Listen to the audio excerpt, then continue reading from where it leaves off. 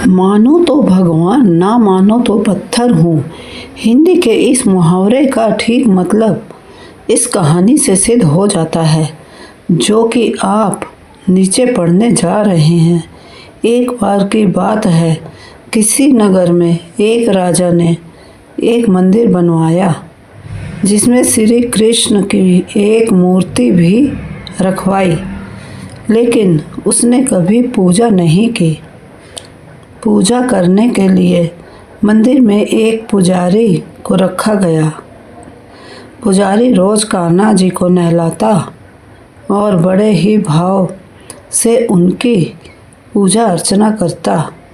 राजा भी रोज कान्हा जी के लिए एक फूलों की माला भेज देता था और जब वह दर्शन करने आता तो पुजारी उस माला को उतारकर राजा को पहना देता। ऐसा करते करते पुजारी की भी उम्र बीत चुकी थी।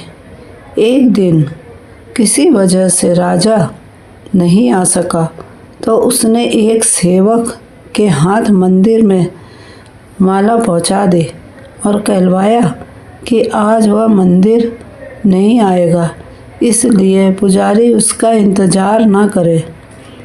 इतना कहकर सेवक चला गया।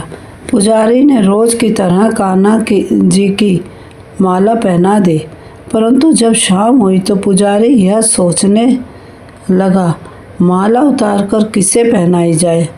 उसने सोचा, क्यों ना ये माला आज मैं ही पहन लूँ, वैसे भी मेरी उम्र हो चली है, जीवन का क्या पता कब खत्म हो जाए।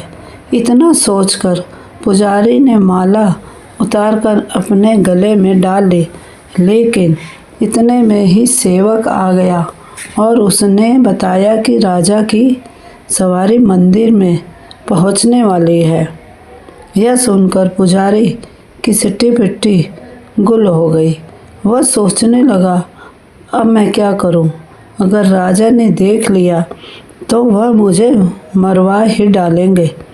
डर के मारे पुजारी ने माला उतारकर वापस कान्हा जी को पहना दी। जैसे ही राजा अंदर आया तो रोज की तरह पुजारी ने माला कान्हा जी के गले से उतारकर राजा को पहना दी, लेकिन माला पर लगा सफ़ेद बाल राजा ने देख लिया। तभी वो समझ गए कि पुजारी ने ये माला पहले खुद पहनी थी और फिर उसे वापस कान्हा जी को पहना दी। राजा इस बात पर क्रोधित हो उठे और उन्होंने गुस्से में पुजारी से पूछा, माला पर सफ़ेद बाल कहाँ से आया? राजा की बात सुनकर पुजारी डर गया और बोल पड़ा, ये तो कान्हा जी का है। अब तो राजा गुस्से से लाल पीले हो गए, क्योंकि कान्हा जी तो भगवान हैं, उनके सफ़ेद बाल कैसे हो सकते हैं। इसलिए राजा ने फरमान सुना डाला कि कल श्रृंगार के समय राजा खुद वह आएंगे और देखेंगे सफ़ेद बाल सच में ही कान्हा जी का है या पुजारी झूठ बोल रहा है।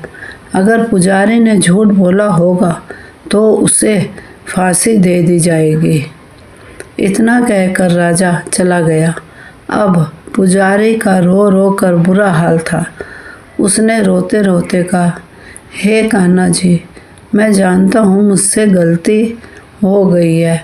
मुझे अपने गले की निकली माला आपको नहीं पहनानी चाहिए थी, पर मैं क्या करता, उस समय मेरे मन में लालच आ गया था कि कभी आपके गले की निकली हुए माला मैं भी पहन सकूं, क्योंकि अब तो आपकी सेवा करते करते मैं वृद्ध हो चुका हूँ।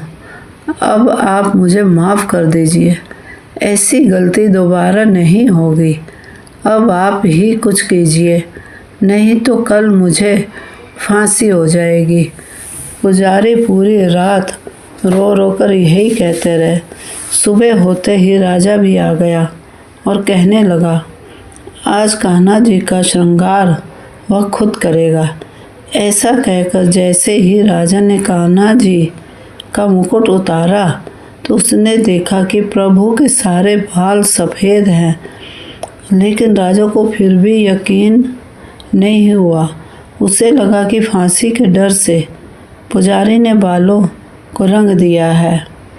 सच जानने के लिए राजा ने कान्हा जी का एक बाल तोड़ लिया। जैसे ही बाल टूटा, प्रभु के सिर से खून की धारा बहने लगी। यह देखकर राजा भगवान के चरणों से लिपटकर माफ़ी मांगने लगा।